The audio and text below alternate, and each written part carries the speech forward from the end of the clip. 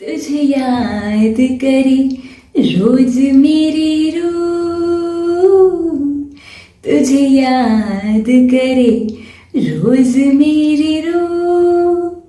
साई रहो ना दूर दूर यूं, तुझे याद करे रोज मेरी रूह। ओम साई राम। स्वागत है आप सभी का साई पूजा चैनल पर। मैं याशिका साई पूजा चैनल के माध्यम से आप सभी भक्तों के लिए आज लेकर आई हूँ महापरायण के अद्भुत चमत्कारों की व्याख्या।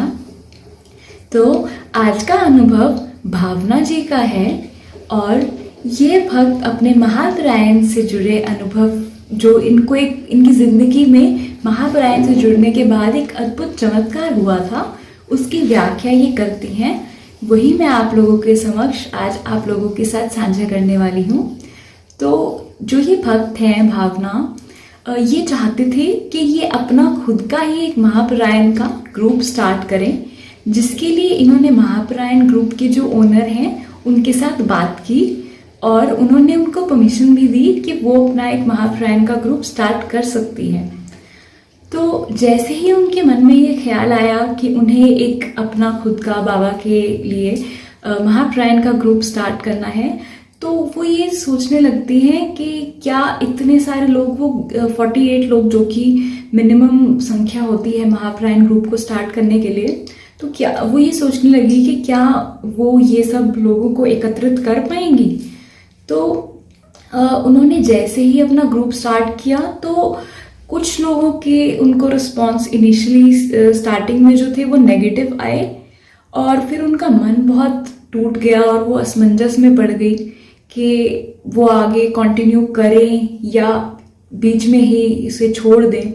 तो उन्होंने मन में एक तरीके की हार मान ली थी कि बहुत सारे लोगों की संख्या एकत्रित नहीं हो पा रही है, इसलिए उन्हें ऐसा लगने लगा कि वो आगे कंटिन्यू नहीं करेंगी। और फिर वो बाबा के सामने बैठ के बाबा से माफ़ी मांगती हैं कि बाबा, मैं ये कार्य करने में असफल हूँ, कृपया मुझे राह दिखाएं। मेरा मन जो इस समय है वह बहुत डगमगा रहा है, मेरी हिम्मत टूटती जा रही है। मुझे नहीं लगता कि मैं आगे इस प्रसंग को कंटिन्यू कर पाऊंगी कि बाबा के महापरायण ग्रुप के लिए वो और ऑडियंस को इकट्ठा कर पाएंगी। उन्होंने उम्मीद छोड़ दी थी क्योंकि जितने लोगों को वो अप्रोच करती थी उनमें से बहुत से लोगों का नेगेटिव रिस्पांस उन्हें देखने को मिला। सो जैसे तैसे करके फिर बाबा की सहायता से उन्होंने अपने ग्रुप के लिए 20 लोग इकट्ठे कर लिए थे और उसके बाद फिर वो उसी दौराहे में फंस गई जहां उन्हें और मेंबर्स नहीं मिल रहे थे अपने ग्रुप के लिए, क्योंकि 48 चाहिए थे। तो अभी वो बस 20 तक थी और 20 से और ज़्यादा उन्हें कैंडिडेट्स चाहिए थे।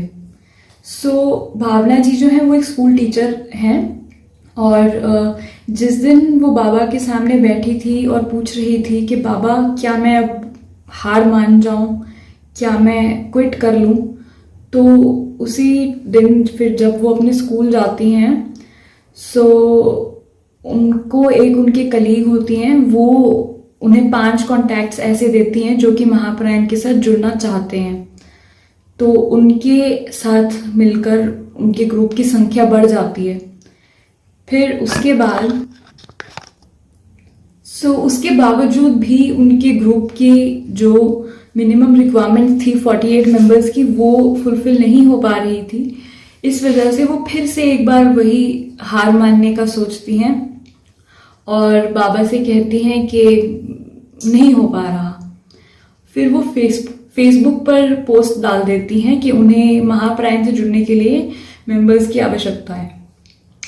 तो जिस दिन फिर दोबारा से वो बाबा से कहकर हार मानने ही वाली होती हैं, तो उन्हें एक कॉल आता है जिसपे कि जो लेडी वो होती हैं जिन्होंने कॉल किया है भावना जी को, वो उन्हें बताती हैं कि उन्होंने भावना जी का फेसबुक पर जो पोस्ट था मेंबर्स के रिगार्डिंग कि उन्हें महापरायण ग्रुप के लिए मेंबर्स चाहिए, तो वो उनसे कहती हैं कि उन्होंने उनका ग्रुप पे फेसबुक के किसी ग्रुप पे पोस्ट देखा और वो इंटरेस्टेड है और वो एक कोलैबोरेशन करना चाहेंगे उनके साथ कि उनके ग्रुप के मेंबर्स और भावना जी के जो एग्जिस्टिंग 24-25 ग्रुप के मेंबर्स थे, क्यों ना उन 2 ग्रुप्स को एकत्रित करके एक ग्रुप बनाया जाए जो कि 48 मेंबर्स की मिनिमम रिक्वायरमेंट को फुलफिल कर देगा।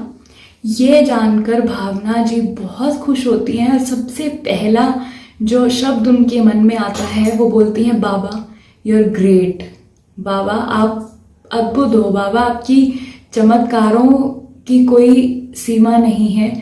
हम नहीं जानते बाबा कि कब कहाँ किस समय जब आपके भक्त हार मानने ही वाले होते हैं, आप उनकी ज़िंदगी में यूं फट से चमत्कार करके उनका साथ देने किसी भी रूप में प्रकट हो जाते हो। तो इस प्रसंग को वो अपनी ज़िंदगी का एक बहुत बड़ा चमत्कार मानती हैं और ये चमत्कार महावरायन से उनके जुड़ने के बाद ही उनकी ज़िंदगी में हुआ। और फिर उसके बाद ये चमत्कार के तहत, इस व्याख्या के तहत हम ये कह सकते हैं कि बाबा अपने भक्तों को कभी हारने नहीं देना चाहते हैं। जिस भी जिंदगी के मोड़ पर जब भी कठिन से कठिन समय हमारी जिंदगी में हो, हम जैसे ही हार मानने वाले ही होते हैं, बाबा किसी भी रूप में हमारा सहारा बनकर आ जाते हैं और हमारी सहायता कर देते हैं। सिर्फ हमें जो है हिम्मत रखनी होती है और श्रद्धा बाबा में रखना है, सब्र रखना है। श्रद्धा और सबूरी नाव के 2 ऐसे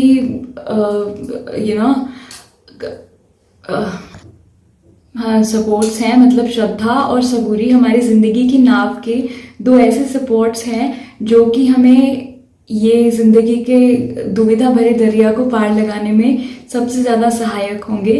तो हमें सिर्फ करना ये है कि बाबा में श्रद्धा अपनी पूरी बनाए रखनी है, हार नहीं माननी मुश्किलों में कभी भी। बाबा हैं, सब दुख दुविधाएं बाबा हर लेंगे, बाबा सर्वव्यापी हैं, बाबा सब जगह मौजूद हैं।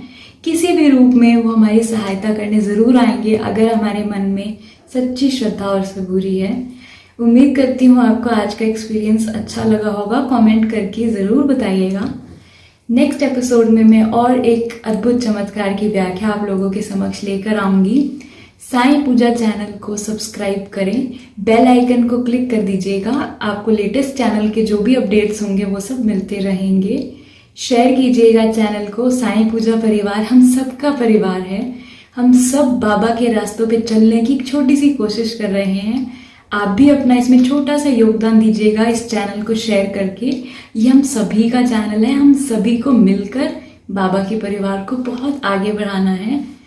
उम्मीद करती हूँ आपका दिन शुभ और मंगलमय होगा। ओम साईं राम, जय साईं राम।